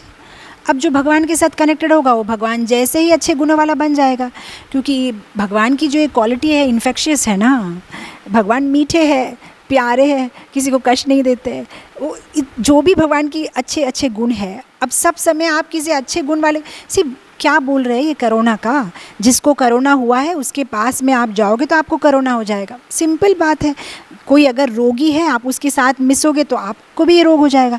लेकिन भक्त क्या करता है, किसके साथ मिक्स होता है? भगवान के साथ, तो भगवान के जैसा बन जाएगा। मतलब भगवान के जैसा बनना मतलब भगवान जैसे अच्छे अच्छे गुण उसमें भी आ जाएंगे। तो वो किसी को तकलीफ़ कैसे दे पाएगा? क्योंकि वो जितना भगवान के साथ जुड़ता रहेगा उतना पवित्र होता हुआ चला जाएगा। तो भगवान का भक्त is not capable of giving trouble to anybody. Next, not only वो किसी को ट्रबल नहीं देता है, अगर कोई उसे ट्रबल दे तो वो विचलित भी नहीं होता, उसको फ़र्क ही नहीं पड़ता, उसको कोई फ़र्क नहीं पड़ता। राइट, ये तो ऐसी बात हो गई ना। आजकल ना समर में क्या होता है, सब अपने अपने कमरे में एयर कूलर चालू करके, एसी चालू करके, वो हेडफोन में गाना सुन के बैठे रहता है। अब कभी कभी आप दरवाज़ा खटखटाओ तो सुनाई भी नहीं देता उनको, इतना ज़्यादा आवाज़ है ना, फ़ैन का आवाज़, एसी का, कूलर का, गाने का। आप कितना भी खटखटाओ उनको आवाज़ ही नहीं आती है। उसी तरह से जो भगवान का भक्त है वो भगवान से इतना कनेक्टेड है, वो एसी के रूम में बैठा हुआ है, भगवान के प्रेम में, भक्ति में इतना कनेक्टेड है कि आप उसको विचलित करने की कोशिश भी करो, आप ठक ठक ठक मारो दरवाजे पे, उसको फ़र्क ही नहीं पड़ता, फ़र्क ही नहीं पड़ता। वो अपनी दुनिया में है, वो कनेक्टेड है ना, ठाकुर जी से कनेक्टेड है, उसको फ़र्क ही नहीं पड़ता। तो भगवान का भक्त जो है वो विचलित नहीं होता, ना वो किसी को परेशानी देता है और ना उसको कोई परेशान कर सकता है, बिकॉज ही इज़ रिच ना, he is rich with Krishna's love. उसको कोई फ़र्क नहीं पड़ता, उसको जीवन में कोई परिस्थिति, कोई घटना, कोई इंसान उससे विचलित नहीं कर सकता, राइट। जैसे ना मैं कई बार ये उदाहरण देती हूँ कि इमेजिन ना कोई बड़ा अमीर आदमी है, शॉपिंग करने गया। आजकल क्या होता है, आप शॉपिंग मॉल में शॉपिंग करो ना तो आपको कूपन देते हैं, भरना है एड्रेस, फिर वो डब्बे में डाल दो, फिर लकी ड्रॉ निकलेगा तो आपको फ़ोन आएगा। अब इमेजिन किसी अमीर आदमी को फ़ोन आया कि सर आपने अभी जो हमारे मॉल में शॉपिंग किया, आप कूपन जीत गए, आपको 100 रुपये मिले हैं। वो अमीर आदमी बोलेगा अच्छा ठीक है, ओके थैंक यू, फ़ोन रखो यार, मैं क्या करूँगा 100 रुपये का, मेरे पास इतना पैसा है। अब ये बेचारी इतना एक्साइटेडली बोल रही सर 100 रुपये आप जीत गए, 100 रुपीज़, इसको फ़र्क ही नहीं पड़ रहा है, इतना अमीर है, वो 100 रुपये का क्या करेगा। तो उसी तरह से जब हम भगवान के प्रेम में इतने अमीर हो जाते हैं ना, इतना रिच हो जाते हैं कि जो थोड़ा थोड़ा कोई हमें तकलीफ़ देने की कोशिश भी करते हैं, हमें कुछ तकलीफ़ लगती ही नहीं, because we are so much connected, हमें फ़र्क ही नहीं पड़ता है ना। जब बारिश आती है ना तो जो ग्राउंड फ्लोर में रहते हैं ना वो फंस जाते हैं, पानी कभी कभी अंदर आ जाता है। वो 15th फ्लोर में रहते हैं ना, वो गरम गरम ना पकोड़े खाते हैं, उनको भी फ़र्क ही नहीं पड़ता है, वो तो एन्जॉय करते पूरा बारिश का व्यू, क्योंकि वो बहुत ऊपर है। उसी तरह से जब हमारी कॉन्शियसनेस उत्तम हो जाती है ना, ऊपर हो जाती है, कोई फ़र्क नहीं पड़ता हमें, कोई भी क्रिया घटना, कोई भी हमें तकलीफ़ नहीं दे सकता, क्योंकि हम भगवान से कनेक्टेड हैं। तो यहाँ पे बोल रहे यस्मानो द्विजते लोको लोकानो द्विजते चयः हर्ष मर्ष भयोद्वेगो। जो भक्त होता है ना हर्ष में, सुख में, ना दुख में, ना भय से, ना चिंता से विचलित होता है, नहीं होता है, वह भय से, चिंता से मुक्त है, क्योंकि वो भगवान से कनेक्टेड है। बहुत ही सुंदर बात, उसको कभी कोई एंजाइटी नहीं होती है, क्योंकि उसके जीवन में एक फॉर्मूला ना मन में है, जो हरि करे से मम हित। जो भगवान करते हैं मेरे हित के लिए, जो हरि करे मेरे हित के लिए, क्योंकि भगवान मेरे श्रेयो अभिलाषी है, वे कभी मेरा बुरा नहीं चाहेंगे। मेरे जीवन में जो परिस्थिति आ रही है वे मेरे हित के लिए ही है, क्योंकि ये फॉर्मूला उनके माइंड में है, वे कभी विचलित नहीं होते। वे हर चीज़ को बड़ी ही सरलता से स्वीकार करते हैं। दुख, ऐसा नहीं है कि भक्त के जीवन में दुख नहीं आता, ऐसा नहीं है कि भक्त के जीवन में कोई विपरीत परिस्थिति नहीं आती है, बट उस परिस्थिति का एनालाइजेशन उसका बहुत डिफरेंट होता है। जिस तरह से ना साउथ इंडिया में ना आप जब फूड खाते हो ना, ये जो साउथ इंडियन थाली होती है ना, उसमें अलग अलग वैरायटी होती है। थोड़ा सा खट्टा होता है, थोड़ा सा मीठा होता है, थोड़ा सा तीखा होता है, अलग अलग वैरायटी होती है। और वो अलग अलग वैरायटी आपको एक अलग ही आनंद देता है। इमेजिन अगर सब कुछ स्वीट ही है, खीर है, रसगुल्ला है, गुलाब जामुन है, हलवा है, तो क्या आपको मज़ा आएगा? मज़ा नहीं आएगा, है ना। लेकिन अगर अलग अलग वैरायटी है तो आपको आनंद आएगा। तो जो भक्त है वो अपनी जीवन की हर परिस्थिति को उसी तरह से लेता है, कोई बात नहीं है, राइट। कभी अच्छे दिन आएंगे तो कभी कभी बुरे दिन आएंगे, और हर परिस्थिति को वो उस तरह से स्वीकार करता है। समझ में आई बात। तो परिस्थितियाँ तो डिफरेंट आएंगी ही जीवन में, लेकिन हमें उसे स्वीकार करना सीखना है। एक सुंदर सी कहानी बता के यहाँ पे आज के लिए सेशन ख़त्म करूँगी। राजस्थान में बहुत सारे कैमल्स होते हैं ना, ऊँट होते हैं। वहाँ पे एक स्वामी जी रहते थे, उनके 100-200 ऊँट थे, और बहुत सुंदर सुबह शाम कथा करते थे। लोग उनके पास में आते जाते रहते थे। एक बार एक आदमी उनके पास में रोता हुआ आया, बोला स्वामी जी मेरे जीवन में बहुत दुख है, ये दुख है, वो दुख है। स्वामी जी ने बोला अरे एक मिनट, ये तुम्हारे सब दुखों का लिस्ट है, तुम एक काम करो पेपर में लिख के रखो। आज रात काफ़ी हो गई है, रात को मैं कोई सोल्यूशन नहीं बोलता हूँ, सुबह नहा धो के मेरे पास में आना ये लिस्ट के साथ, मैं तुम्हारे सारे दुखों का सोल्यूशन निकालूंगा। लेकिन मैं तुम्हारे दुखों का सोल्यूशन निकालूंगा तो तुम्हें भी मेरी मदद करनी चाहिए ना। तो बोला हाँ क्या मदद करूँ। बोला मेरे जो ये 100-200 जो ऊँट है ना, एक काम करो तुम, ये जो ऊँट होते हैं सब मेक श्योर कि सारे ऊँट नीचे बैठ जाए, सो जाए, उसके बाद में तुम जाके आराम करना और कल सुबह आके मुझे मिलना। बोला ठीक है। तो अब वो जो है ऊँट को बिठाने की कोशिश कर रहा था। सुबह जब स्वामी जी के पास आया तो साधु महाराज ने बोला तो कैसी रही, नींद अच्छी रही, यू आर फ्रेश नाउ। बोलता क्या नींद स्वामी जी, आपने कैसा काम दिया मुझे, आपने बोला सारे ऊँट जब बैठ जाए तब तुम सो जाना। तो आपको बुद्धि है कि नहीं, सारे ऊँट कैसे बैठेंगे भला। एक ऊँट को बिठाता हूँ तो दूसरा ऊँट उठ जाता है, दूसरे को बिठाता हूँ तो तीसरा उठ के खड़ा हो जाता है। ये क्या पॉसिबल है क्या कि सारे ऊँट एक साथ में बैठ जाए, ये आपने मुझे कैसा काम दिया। फिर स्वामी जी ने इमीडिएटली जवाब दिया, उसी तरह से तुम्हारे जीवन में भी आज तुम ये जो समस्या लेके आए हो, अगर मैं इसका सोल्यूशन निकाल भी दूँ तो कल और एक ऊँट खड़ा हो जाएगा, नई समस्या आएगी, फिर उसका सोल्यूशन निकालूंगी तो नई समस्या आएगी। समस्या पूरी तरह से तुम्हारी जीवन से चली जाएगी ऐसा तो पॉसिबल ही नहीं है, कोई ना कोई अलग अलग समस्या तो आती ही रहेगी। समझ में आया। तो जब तक कि हम इस दुखालय अशाश्वतम इस भौतिक जगत में है, समस्या तो आएगी ही। आप डिवोटी हो, आप डिवोटी ना हो, समस्या तो सबके लिए समान भाव से है, सबको समस्या आएगी, राइट। पर जो भक्त होता है वो विचलित नहीं होता, वो हर परिस्थिति में समान भाव से रहता है। भय नहीं लगता, ना उसे चिंता होती है, वो भय से चिंता से मुक्त होता है, क्योंकि उसे पता है कि परम पुरुषोत्तम श्री कृष्ण भगवान मेरे शुभ चिंतक है, वो मेरे साथ है, उन्होंने मेरा हाथ पकड़ा हुआ है, वे मेरी रक्षा करेंगे। मारे कृष्ण राखे के, राखे कृष्ण मारे के।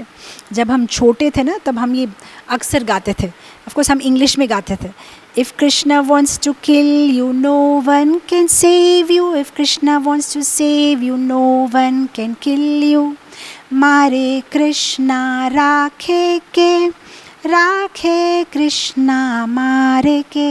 हमेशा हम ये गाते रहते थे, इतना इतना प्यारा लगता था। कृष्णा आपकी रक्षा करेंगे तो आपको कौन मार सकता है, और अगर कृष्णा आपको मारना चाहे तो आपकी रक्षा कौन करेगा। तो भक्त को तो ये बात बहुत क्लियरली पता है, तो इसलिए उसको भय लगता ही नहीं, उसको चिंता होती ही नहीं। उसको पता है कि कृष्ण जो है मेरे सारथी है। कृष्ण सिर्फ अर्जुन के सारथी नहीं थे कुरुक्षेत्र में, कृष्ण हम सब के सारथी है। वो हम सबका रथ चला रहे हैं, वो हमारे जीवन को प्लान कर चुके हैं पहले से। आने वाले 10 साल में क्या होगा, कैसे होगा, उन्होंने पूरा प्लान बना लिया है। हमें सिर्फ उनके प्लान के साथ में जुड़ना है, बस हमें अपना नया प्लान नहीं बनाना है, राइट। तो आज हम यही ख़त्म करेंगे। तो हमने आज ऑलमोस्ट 15 गुण कंप्लीट किए हैं आउट ऑफ 35। तो कल हम कोशिश करेंगे जितना हो सके जल्दी जल्दी बाकी के भी सारे गुण कंप्लीट करने की कोशिश करेंगे। तो आज मैं इस सेशन को यही रोकूंगी और कल फिर इसी समय हम भक्ताष्टकम में दिए हुए बाकी गुणों की चर्चा करेंगे। Thank you so much. Hare Krishna. सब कृष्णा कृष्णा कृष्णा लगे, सब कृष्णा कृष्णा कृष्णा लगे, सब कृष्णा।